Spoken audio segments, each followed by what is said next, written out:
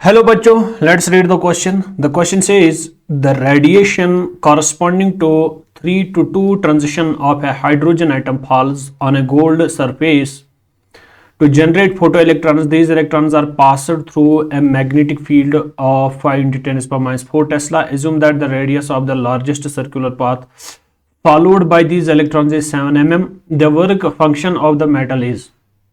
Let us start solving this question starting from the key concept. आइए सबसे पहले इसके की कॉन्सेप्ट की बात करते हैं जो इसमें यूज़ होने वाला है. दैट की concept is easy and simple. क्योंकि जब भी हमारे पास एक टारगेट होता है, अगर उस पर कोई लाइट पड़ती है तो उस लाइट के पास एनर्जी होती है, वो डिस्ट्रीब्यूट होती है दो चीज़ों के अंदर, एक तो वर्क फंक्शन, दूसरा काइनेटिक एनर्जी.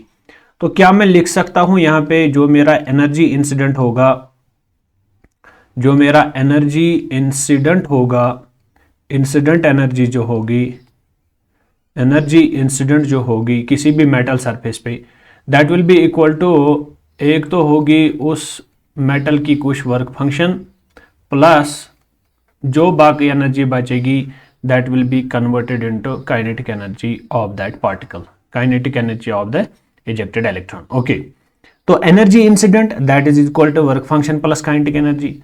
तो क्या मैं यहाँ पे वर्क फंक्शन को लिख सकता हूँ, क्या मैं यहाँ पे वर्क फंक्शन को लिख सकता हूँ? इंसिडेंट एनर्जी जो मेरी है वो कितनी है, energy incident minus kinetic energy, minus kinetic energy. तो इस चीज़ का यूज़ करके हम इस क्वेश्चन पे फाइनली उतर सकते हैं. तो ये बहुत ही बढ़िया कॉन्सेप्ट जो इसमें यूज़ होने वाला है, that is the concept related to photo electric effect. यहाँ असल में फोटो इलेक्ट्रिक इफेक्ट का कॉन्सेप्ट यूज हो रहा है, फोटो इलेक्ट्रिक इफेक्ट. ओके, चलिए अब हम गिवन कंडीशंस पे बात करते हैं. अगर गिवन की ओर बढ़ते हैं हम, फिलहाल हम गिवन की ओर बढ़ते हैं. सबसे पहले बोल रहा है कि radiation corresponding to 3 to 2 transition जो हो रहा है, अगर मेरे पास एक इलेक्ट्रॉन है वो आता है level 3rd to level 2nd, उससे एक ट्रांजिशन हो रहा है.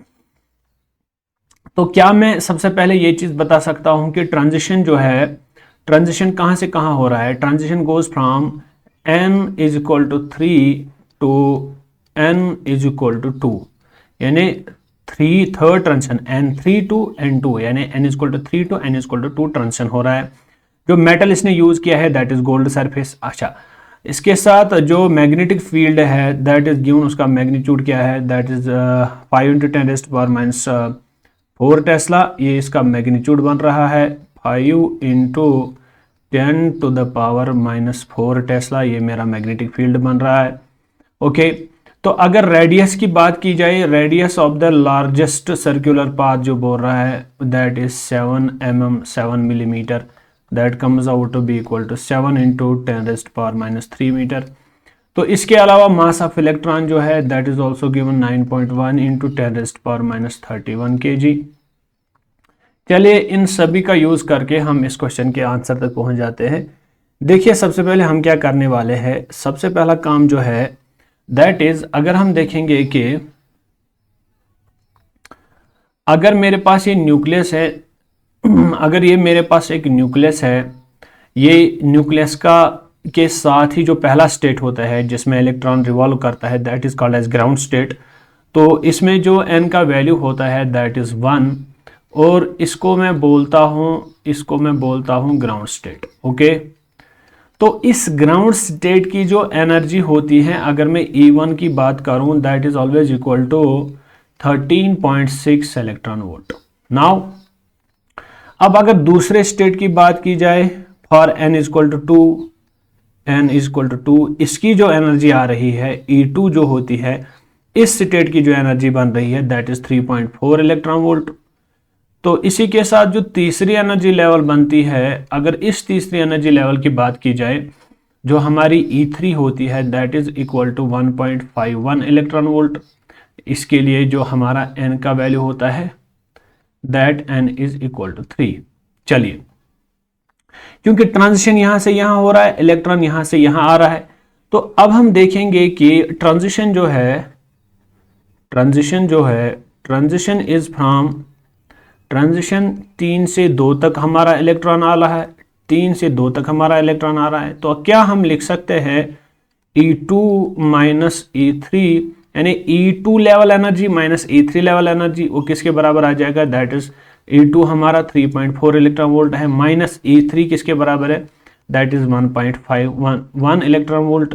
तो जब हम इनकी डिफरेंस लेंगे that comes out to be equal to 1.89 electron volt. Okay, अगर अब आपको ये चीज मिला तो मैग्नेटिक फील्ड आपको पता है, रेडियस आपको पता है, एज वी नो कि जो हमारा रेडियस होता है, radius of the circular path जो होता है, that is equal to mv divided by qb, यानी जो radius of the circular path होता है वो होता है बराबर mv mass of electron into velocity with which it is moving, या speed divide by charge of electron into magnetic field जिसमें यह है।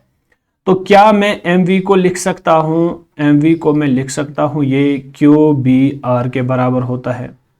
तो अगर mv मेरा qbr के बराबर होता है तो नेक्स्ट स्टेज क्या बनने वाला है, ये मेरा जो mv है ये क्या है, ये है हमारा मोमेंटम, ये है हमारा मोमेंटम।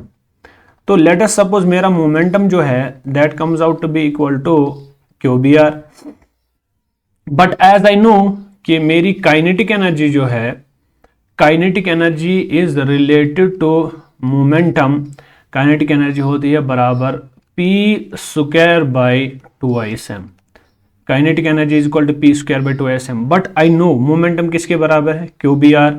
तो क्या मैं यहां पे लिख सकता हूं qbr का whole square divided by 2sm divided by 2sm, kinetic energy equal to qbr का whole square divide by 2sm। तो अगर मैं सिंपली अब वैल्यू डाल दूं यहाँ पे आपका काइनेटिक एनर्जी निकल के आ जाएगा। Q is the charge of electron, यहाँ Q के बदले में E डाल सकता हूँ, EBR अपॉन 2sm का होल स्क्वायर। तो वैल्यू डाल देता हूँ मैं यहाँ पे, काइनेटिक एनर्जी का वैल्यू आएगा this is 2 into mass of electron 9.1 into 10 raised power minus 31, charge 1.6 into 10 raised power minus 19 coulomb, magnetic field उसका वैल्यू भी पता है 5 into 10 raised power minus 4 tesla, radius of the circular path that is 7 mm, 7 into 10 raised power minus 3, और इन सब का आपको क्या करना है, स्क्वायर करना है। तो जब मैं इसको स्क्वायर करता हूं मेरी काइनेटिक एनर्जी है that comes out to be equal to 1.077 electron volt.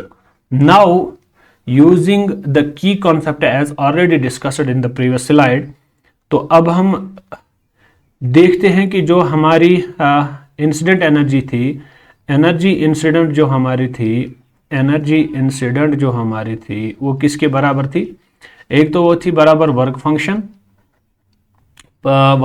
Plus kinetic energy. Now I need to find the work function, work function किसके बराबर आ जाएगा, वर्क फंक्शन आ जाएगा बराबर एनर्जी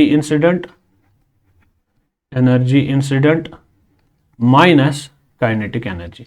दोनों मुझे पता है, एनर्जी इंसिडेंट जो निकली दैट इज 1.89 इलेक्ट्रॉन वोल्ट। अगर आप देखोगे यहाँ पे जो आपकी एनर्जी इंसिडेंट निकल के आ गई है, दैट एनर्जी इंसिडेंट जो है ये हमारी एनर्जी इंसिडेंट है 1.89 इलेक्ट्रॉन वोल्ट। इसको माइनस करना है काइनेटिक एनर्जी के साथ, दैट इज 1.077 इलेक्ट्रॉन वोल्ट। इसको हमने इसके साथ माइनस करके हमारा यहाँ फाइनल आंसर बन जाएगा 0.812 इलेक्ट्रॉन वोल्ट। तो ये हमारी वर्क फंक्शन निकल के आएगी। Approximately I can write this is equal to 0.82 electron volt जो हमारे ऑप्शंस में है। तो चलते हैं ऑप्शंस पे और देखते हैं यहाँ पे इसका सही ऑप्शन जो है that is option A. Hope you got the answer of this question. Thank you.